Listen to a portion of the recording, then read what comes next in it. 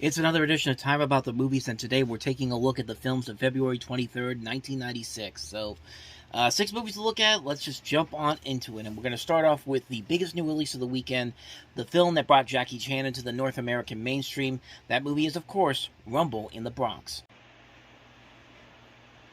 To millions of fans around the world, he's a living legend. If you've never seen him before, it's him! Give me that gun! You've never seen action. We got hostages! There ain't a hovercraft! Call out the Coast Guard! New Line Cinema presents the action hero who does all his own stunts. Jackie Chan.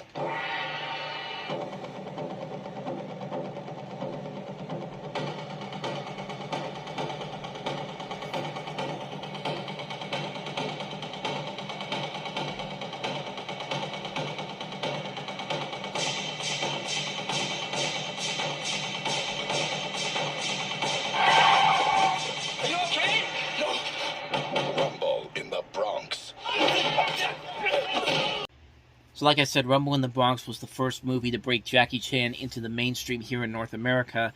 Although he had been in a couple of other films here in America before. He was in Cannonball Run.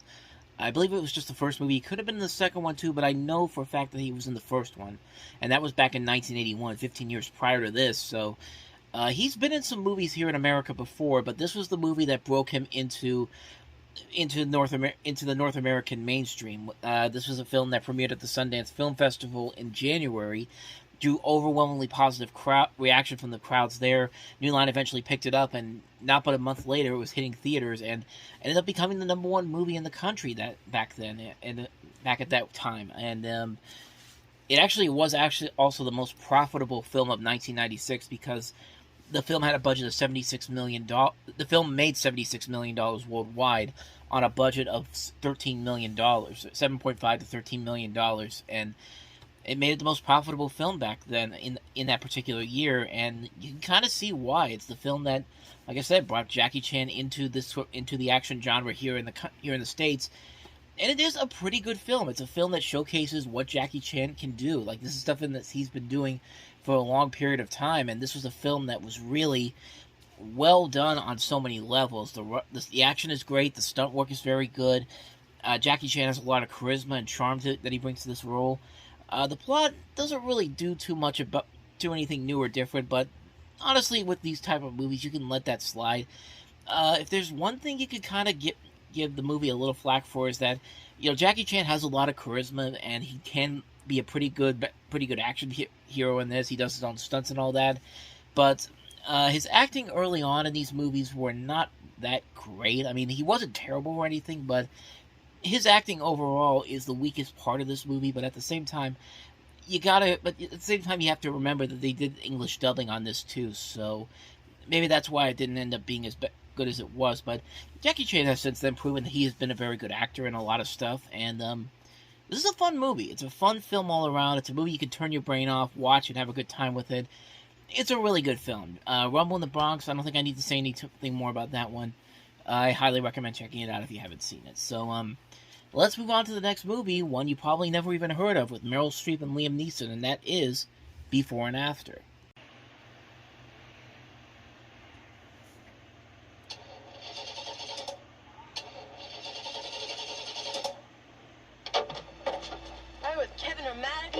What the hell? Shut up, all right? Rich kid. I said shut up!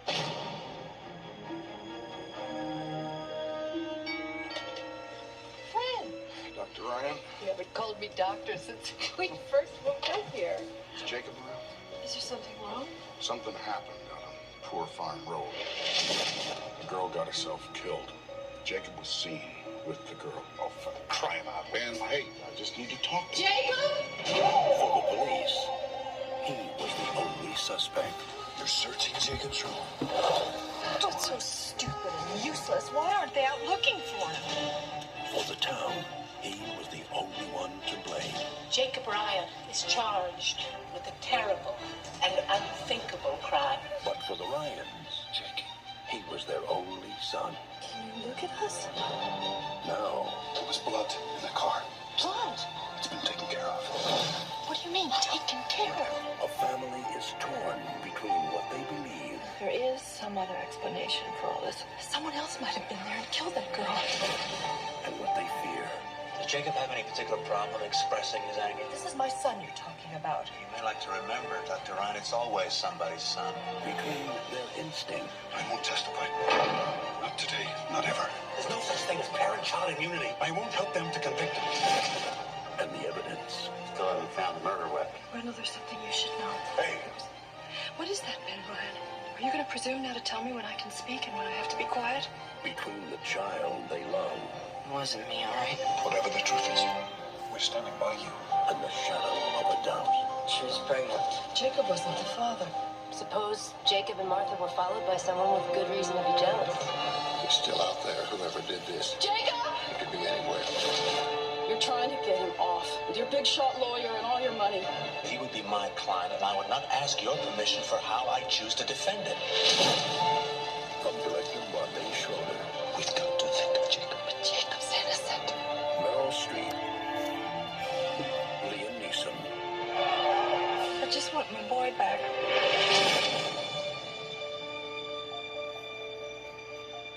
You know, it's interesting, you look at this movie and then you look at the Defending Jacob miniseries that was on Apple TV a couple of years ago. Definitely a lot of similarities to this. Of course, that was based off of a book, and I think that this was actually inspired by the book that this movie is based off of, the Rosalind Brown book of the same name. It feels like it's very similar. I mean, if you go to the Wikipedia page, it doesn't straight up say that it's inspired by that, but it's kind of hard not to notice that when you watch this movie, especially considering that the son in this is literally named Jacob. He's played very well here by Eddie Furlong, but really that's one of the only positives I can give this movie. I mean, it's a film that it's definitely trying its best. Everybody in here is trying their best. Meryl Streep, Liam Neeson, you get them in here for a specific reason, and they're trying the best they can with the material given to them. But the problem is the movie really doesn't engage you in any way, shape, or form. It's one of those movies where the mystery is not all that exciting. It's not that interesting on any level, shape, or form. And it reminds me a lot of The Girl on the Train, actually, the movie where somebody comes in trying to solve the mystery too, and they make it even worse, and it's just like, you hate these characters because they just won't stay out of it, and that's really what I got when I watched this movie. It felt like a film where if Meryl Streep and Liam Neeson would have just backed off, let the investigation take over, and maybe this wouldn't have turned out to be as big of a deal as they make it out to be, because they create more problems than they do solving the problems in this movie. It's just like, you don't like anybody in this movie whatsoever. You have no sympathy for these people at all. Like, these are not well-written characters at all. And this is by Barbara Schroeder, who had done Reversal of Fortune and Single White Female and Kiss of Death before this. And it's one of those films where it's just like, I want to get invested into this. This has the potential for something good here, but just the things that these people do, it's so ridiculously stupid and annoying, because you know this whole problem, this wouldn't be a huge problem if you had just stayed off to the side and let things play out like they do. It's like they would, but no, you gotta intervene, and that causes a whole ton of problems here, and it's not a good movie. It's just not a very good movie, despite all the people they have on board here, the talent that's on here. It's not a good film at all. It's a really, really lackluster film. It's not an engaging mystery. You hate the people involved in this, and it's just not enjoyable in any way, shape, or form. It's a really terrible film. Yeah, that's before and after. So let's move on to the next movie, and that is Julia Roberts and John Malkovich starring in Mary Reilly. House of Dr. Jekyll. There lived a chambermaid named Mary Reilly. When did you last see the doctor's assistant, Mr. Edward Hyde? Please don't interfere. Now she's about to take sides What did you do? in the battle between good and evil. I saw the room. There was blood on the ceiling. There were others. What others? Julia Roberts. What others? John Malkovich. Mary Reilly. Rated R. At theaters February 20th. How do you make an adaptation of Dr. Jekyll and Mr. Hyde starring John Malkovich be as boring as this movie is? I mean, I'm not even sugarcoating it. This is a boring movie. I mean, you got John Malkovich, who's been known to play these great over-the-top roles in his career. You have him cast as Dr. Jekyll and Mr. Hyde. I mean, how can you possibly screw that up and make it one of the most boring characters you will ever see? And, Julia Roberts, this is one of her few misfires in her career at this point. Like, she did not pick a lot of bad movies up to this point, but this is definitely the worst one she's picked so far. And it's a shame, too, because not only that, you've got a lot of people who were working on Dangerous Liaisons. Stephen Frears, the director of this. Christopher Hampton, the writer of this. John Malkovich, of course, was in there. So was Glenn Close, who's also in this. The pieces are there, and Columbia Pictures had actually done a couple, and Sony, I should say, Columbia, TriStar, Sony, they're all pretty much the same. But what I'm trying to say here is that they had done successful modern interpretations of these classic monster movies. I mean, they did a great period piece with Bram Stoker's Dracula. They did a great one with Mary Shelley's Frankenstein. They did a great modernized Wolfman movie with Wolf with Jack Nicholson. They could do stuff like this, but unfortunately the movie itself is just so boring. There's just nothing about this movie that works whatsoever. And it's a shame, too, because you get John Malkovich in here, a guy who was perfect to be cast as Jekyll and Hyde. He could play these roles really well, but here he's just not given any material to work with here. And the movie's he's not even the main focus of the movie. It's basically following the maid of Dr. Jekyll, and unless you're going to do something incredible with that character, then there's no reason to do this movie whatsoever. I don't care if you have Julia Roberts in here. I don't care if she's one of the big leading actresses is working today, and you need her to be your big star for this film. If you're not going to do anything with her that's actually interesting, then don't focus the movie just on her. I mean, she's not an intriguing character in this movie. She's tried her best acting-wise, but it just doesn't work. It's a movie that just, on so many levels, should have been more interesting, should have been more engaging, but it's a bore. It's one of the most boring gothic horror films you will ever see. Maybe one of the worst movies Stephen Frears has ever made. And Stephen Frears is a fantastic director, but this, oh boy, this was a mess. So, that's Mary Reilly for you. Will it get any better? Not with our next movie, it won't. Ray Liotta in Unforgettable. Dr. David Crane thought he'd never solve his wife's murder until he found a way to relive her final moments. So you've really transferred memory? Yeah, and lab rats. I'd be willing to try it. Now, he will be the first. I mean, if somebody finds out about this, I can keep a secret, can you? To journey into a new world. Unforgettable. Rated R. Starts Friday, February 23rd. Well, you can give it at least Linda Fiorentino was able to come back from Jade after this. I mean, this movie wasn't that great, but at least she tried in this movie. I mean, Ray Liotta just tried too, and I think the biggest problem with this movie is that it comes from John Dahl, who had just done The Last Seduction, which was a fantastic film. Before that, he did Red Rock West, and his name was growing at this point as a director, and this was a movie that kind of was trying to be... It follows a trend that we saw back in 1995, where we used virtual reality and computer technology, and it can be used against us, like stuff like Johnny Mnemonic, Virtuosity, Strange Days, those type of films. Not a lot of those movies worked, and this is an example of one of those movies that just doesn't work. It's a film that has kind of a mediocre premise. This guy wants to find out who murdered his wife, so he figures, I'll use this technology to go back in time to find out who did it, and it'd be interesting if something actually interesting happened, and unfortunately it just doesn't. There's not really a whole lot there, and it's probably not a good sign when your trailers for this movie actually use the Nat King Cole song Unforgettable in the soundtrack for it. I mean, you could make that work for something like a horror movie or even something like this, but not when you combine it with generic action film music like the ones that they have in this trailer here, which I can't show because, copyright restrictions and all that. But if you look at that trailer, you'll actually know what I'm talking about for this movie. It's just like, there's a way to use that song in this type of a film to make it work, and that trailer did not do it any favors. But give John Dahl some credit though. His career kind of rebounded after this because the next movie he made was Rounders, which was a much better film, and so at least there's that. And at least these people came out of this movie doing much better things than this particular film did. I mean, it's not a good film at all. It's a really lackluster movie on so many levels. It's not engaging on any way, shape, or form. It's not an enjoyable film whatsoever.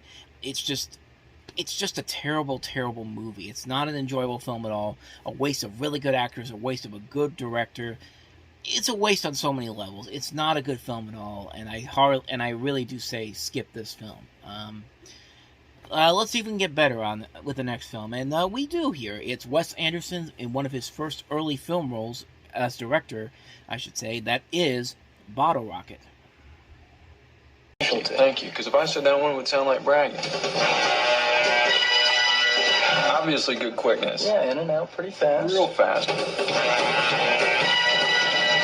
Including the coin collection and the earrings.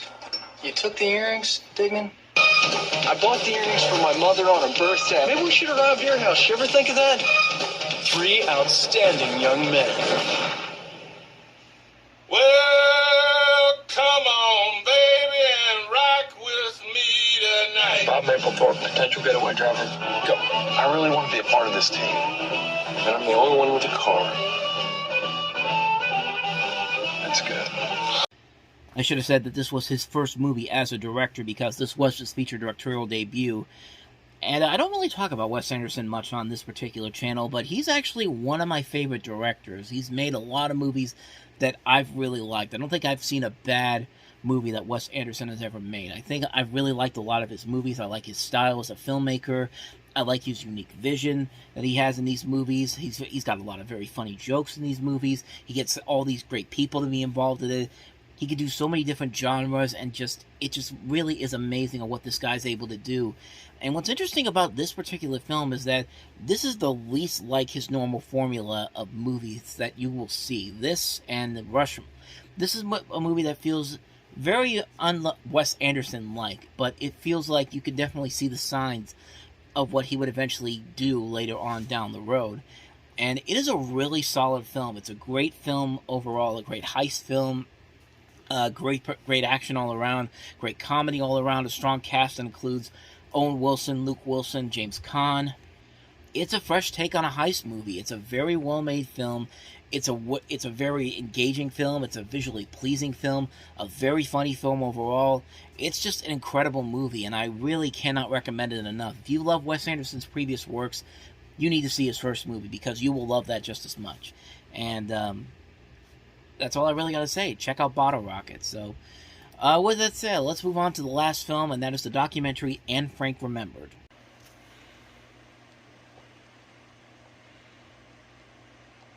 She is perhaps Hitler's best-known victim. But what was Anne Frank really like? She was just what you could call naughty.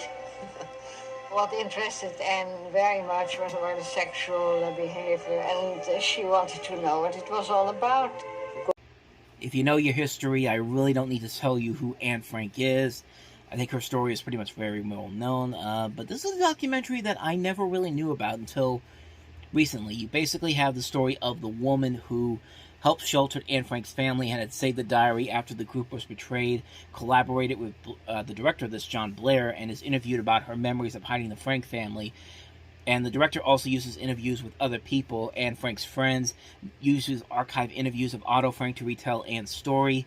And it also includes the first meeting between Miep Gies, who's the woman that I was talking about earlier, and Werner Peter Pfeffer, the son of Fritz Pfeffer, who is Albert Dussel in the diary, who died 2 months after the filming of this movie. In a moving scene as it happens, you have this tearful Pfeiffer offering Vila Dank, many thanks in German, to Gies for her efforts to save her father. And that I took that off of Wikipedia because I've never seen this documentary before. But it sounds like a very engaging documentary. You've got narration by Kenneth Branagh. Glenn Close reads excerpts from the diary. And it's a very interesting story to take a look at, especially considering that the Anne Frank house actually was had a huge part in this movie. And it's really interesting to see these old. It's really interesting from this trailer I see to see some of this old footage that they have that they put in this little clip here. It actually makes me want to watch this to see all this footage in person. Like I've seen a couple of Anne Frank movies. I've seen the one that I think Disney did one for The Wonderful World of Disney in the 2000s, I think. I could be wrong on that, but I know there was one in the 2000s. I think it was either Disney or ABC that did it, but I remember watching that one when that was on TV back then, and it's just an engaging story to really look at. It's like this documentary. It looks like it could be very interesting. There's a lot of things about it that pique my curiosity, so it's definitely one that one day I want to check out, but in full. But the stuff I'm seeing here definitely shows a lot of promise. So that is Anne Frank Remembered. And so on that note, that wraps up another edition of Time About the Movies. Next time we meet, we'll jump into March 1996 with 4 movies, including Robert Redford and Michelle Pfeiffer in the romantic drama Up Close and Personal, Kelsey Grammer in the Navy comedy Down Periscope. We also have Man of the Year and also the Neon Bible. So 4 movies to look at next time, and we'll delve into those on the next episode. But until then, thank you very much for watching, and if you want to see more videos like this, please hit the playlist on the next page, check out the previous episode, and I'll see you guys tomorrow for another episode. So thank you for watching, I'll see you guys next time, and until then, as always, take care.